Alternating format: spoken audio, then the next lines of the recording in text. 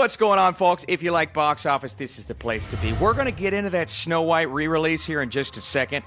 One of the strangest studio moves I've ever seen. But first off, we're going to run down the top 5 at this weekend's box office and discuss the new movies as well. And remember, we're only talking domestic at the moment. At number 5, Clown in a Cornfield, the only new release to crack the top 5 at the box office. And I believe this is IFC's biggest opening weekend of all time. They're often putting out these smaller, whether it be horror movies or more independent films. So while $3 million, it doesn't look like much, and I actually have to look into the budget of Clown in a Cornfield, I don't think this is a bad thing that it's their number 1 opening ever. At number 4, The Accountant 2, continuing to make a little bit of money, maybe not as much as people expected. Minecraft passed $900 million this weekend. It is a box office behemoth. It is making all kinds of money. I don't think it's going to hit $1 billion. We'll probably fall slightly short, but who knows with all of the crazy meme re-releases. Sinners grossed another $21 million domestically. Crazy enough, this is the highest drop it's had weekend to weekend, but only 36%. If you're not familiar with box office, 36% is fantastic. Continuing to hold weekend to weekend, a 5% drop, a 28% drop, and now a 36% drop. This is dominating the domestic box office, raking in a total of $214 million. That's 75% of its box office. So not a beast internationally at only $68 million, but $283 million on that small of a budget. That's a huge win for everyone involved. Again, it's a great story. Now, Thunderbolts. This is a movie that we knew wasn't going to perform all that well, especially when you compare it to other Avengers movies and even other smaller Marvel films. I mean, a lot of these movies have the notable character or the notable star, and while I love Bucky, I'm a big fan of Sebastian Stan, and I think Florence Pugh is a phenomenal actress. It doesn't have the name. It doesn't have the character to sell a lot of tickets. The good thing about Thunderbolts is I think word of mouth could help it in the long run because people's interest in Marvel, barring a massive character like Deadpool, has kind of waned over the last little bit. So I think it's doing a great job with word of mouth, letting people know that, hey, Marvel, they can still make really good movies if they try. Thunderbolts being a good example of that. Only dropping 55% this weekend. And I say only, Austin, 55%. It's so much bigger than 36 than what Sinners did. Well, in the grand scheme of things, if we look at the more recent Marvel drops, I get it, bigger opening weekends. We're talking 70s into the low 80s. Massive drops weekend to weekend. A 55% drop, albeit a lot less money than other Marvel movies, is not nearly as bad as it could have been. And if Thunderbolts was received like Captain America recently, then I don't think it would have had a 55% drop. Would have been closer to 70 or 80. So let's hope from weekend to weekend here on out, we continue to see numbers even smaller than 55. But I think third weekend, a 40% drop. I think fourth weekend, if we can stay in that range, it would be fantastic. Not everything can be Sinners, guys. We haven't seen Sinners-type drops since your Avatars, your Greatest Showmans, movies that continue to rake in money weekend to weekend. Thunderbolts did a nice job of not absolutely tanking, but again, at only 128 domestically, 272 worldwide, it still hasn't broken even if you consider the $180 million budget, plus around $100 million, probably more for expenses and theatrical cuts. So this film still has a ways to go before it becomes profitable. I don't know if it ever will, but thankfully a smaller budget, great word of mouth, and a movie that will perform well in the long run. I just don't think it's going to do gangbusters at the box office. But make no mistake about it, a 55% drop is a win for Disney. Now, we stay in the Disney lane, and if you look at the image behind me, for some reason, we're talking Snow White again. You all know this. I was not a fan of the Snow White reboot. I just wasn't. I made that very clear in my numerous videos on the film. That said, I'm also not a fan of people spamming 1 star when they haven't seen the movie. I think that takes away from everything we know and love about IMDb. Regardless, Snow White just needed to disappear. It needed to go away, never come back, so hopefully Disney could bury the box office bomb that this was and no one's going to talk about it anymore because, frankly, I was sick of seeing it on my feed, all the Rachel Zegler stuff, everybody. I'm just like, go away. Can you just go away?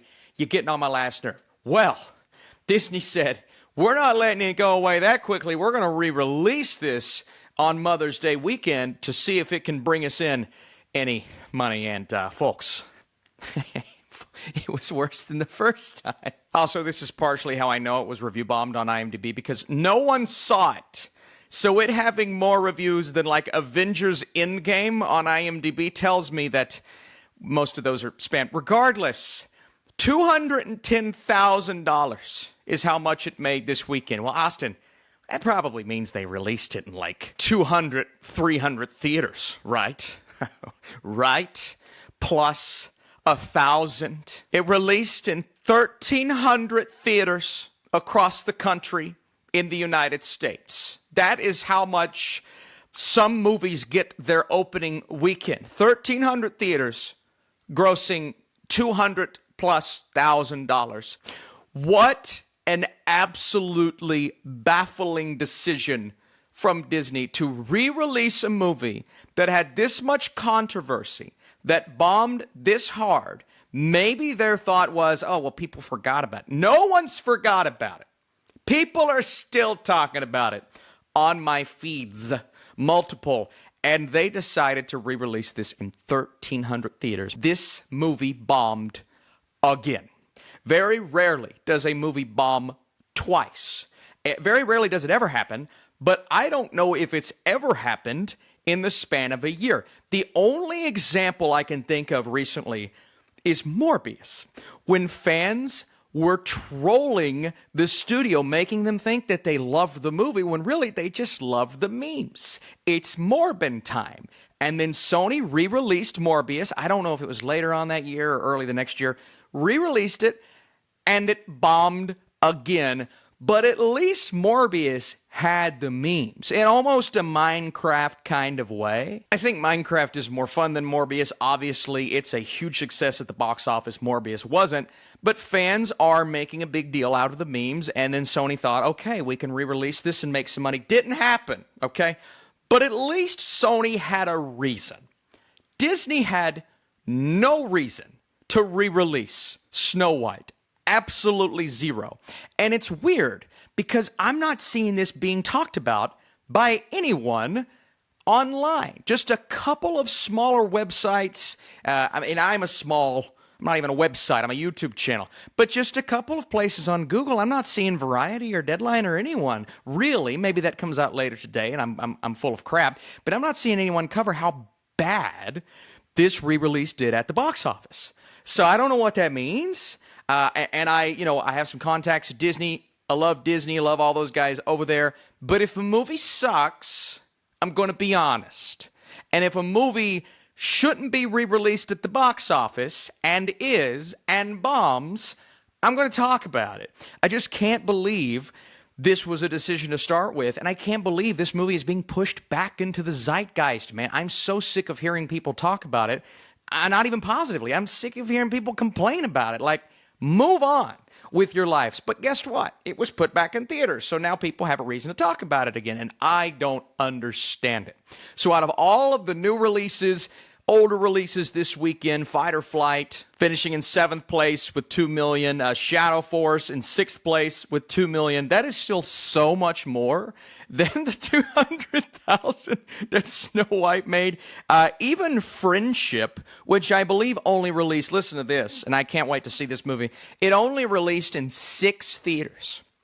It made $451,000 in 6 theaters. Snow White released in 1,300 theaters and made half of that. Different circumstances, obviously. People have already seen Snow White, that already released. But at least if it was a movie that people wanted to rewatch, they would have taken their kids to rewatch it. This was able to prove that no one wanted to rewatch this movie, barring $50 per theater, which is like, was that like 2 tickets? I don't know, 3 maybe? It's a crazy story that I really wanted to talk about. And all in all, this has been a fascinating couple of weeks at the box office. Thunderbolts opening how it should and may hold, but still not even be extremely profitable. Sinner's amazing domestic run at the box office. Again, not huge international numbers, but the domestic run is notable and should be talked about. What Minecraft is doing, absolutely dominating, and will finish probably in the top 5, maybe 4 on the year. And then all of the new releases this weekend not doing very much at all, although, clown in the cornfield. It could have been a lot worse. So thank you all for watching this box office update. Stay tuned. We got plenty of videos coming this week. I will be watching Mission Impossible next weekend because I'm not driving to Chicago. That's 5.5 hours. It's too far for me. Thank you so much. I'll see you soon.